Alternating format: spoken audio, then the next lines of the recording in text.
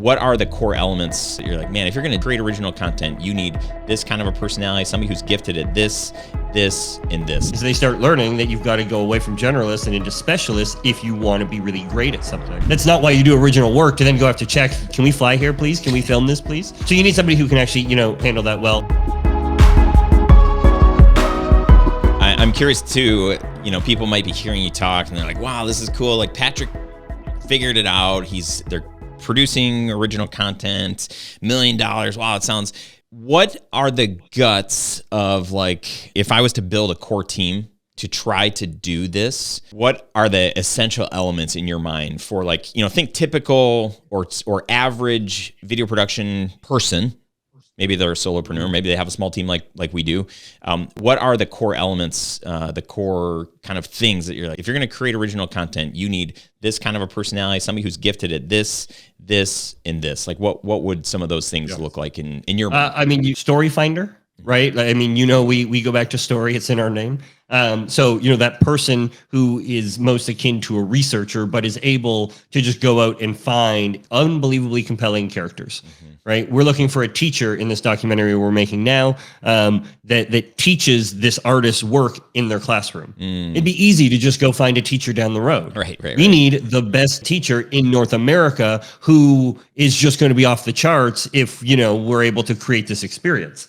And so the story finder is the person who's able to find amazing stories, characters, people, opportunities, not just the easy, layup option, that kind of thing. So a story finder, certainly a high level, senior producer, because the larger you go, the more important these relationships are. We all know that filmmaking, is mostly about solving problems. The larger your budgets get, the larger the expectations, the larger the problems, and the larger the personalities. You know what I mean? Like, we were doing an interview in DJ Khaled's backyard a couple of weeks ago for this documentary. They invite us over to his house, and then like the morning of, it's like, oh, he decided he didn't want to do it. and no context on exactly what or why or whatever, but it's like, our senior producer on the project, like, I need you to fix this. Yeah. Like, we need this interview. And she handled it masterfully. And like, we got 12 and a half minutes in his backyard, and the interview is beautiful and it adds so much. But like, somebody who you can trust, they can handle that, you know what I mean, and get that kind of thing done. You need a sales agent, but sales agents are generally going to be commission-based, so that's great. They're not on your payroll. They get a commission anywhere from 10 to 50%, and maybe even higher, depending on your, how much of a market, how much work, what this is going to sell for, and what they're going to need to do. If you've got a trailer and a pitch deck and everything's ready and it's a great piece, you're going to be able to negotiate that rate down versus if they need to help you, with a lot of that. And then an account manager or the person who's managing the investors and the relationships, the sales agent, all of that. Generally, that might be like you as the founder or the lead of the company. But if that's not your skill set, like, you're going into very hard conversations, needing to get people on board with how you're going to spend their $1 million, and that you're going to do it at your own discretion. You know what I mean? Because we're not checking before we go and book and spend $50,000 over here on a shoot. Like, that's not why you do original work to then go have to check, can we fly here, please? Can we film this, please? So you need somebody who can actually, handle that well. And then obviously the directing, the actual creative vision. That to me would be like kind of the small team that would be able to pull it off. We often then will work with freelancers outside of that, so that we're making sure we're bringing people who are interested in the subject matter. Right? Because like the editor, the DP, cinematographers, like, they need to care about the story, as opposed to, in the past, we would have done salaried team members, but then you're getting then it's commercial work for you as a team member.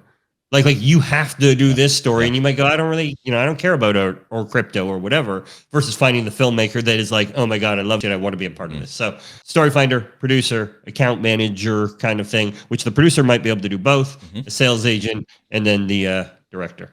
So between you and Grant, like, which roles do you guys play? So Grant is our senior creative director. He and I directed the last movie, The Highest of Stakes, together. And he plays a large role. He's an executive producer in this movie. So he helps with some of the bigger conversations, some of the investor relationships, and then I would be directing this film. And that's really because we're then trying to get a series greenlit. So so having him have room and our YouTube and all the other kinds of things, right? Yep. So trying to split up that way. And so story finding, I feel like both of you guys sort of like share some of those skills. We are more story finding from a directing standpoint. Yeah. Yeah. So like we'll do the final calls, right? Like we'll call with Richard Hart before deciding if we're going to make the move.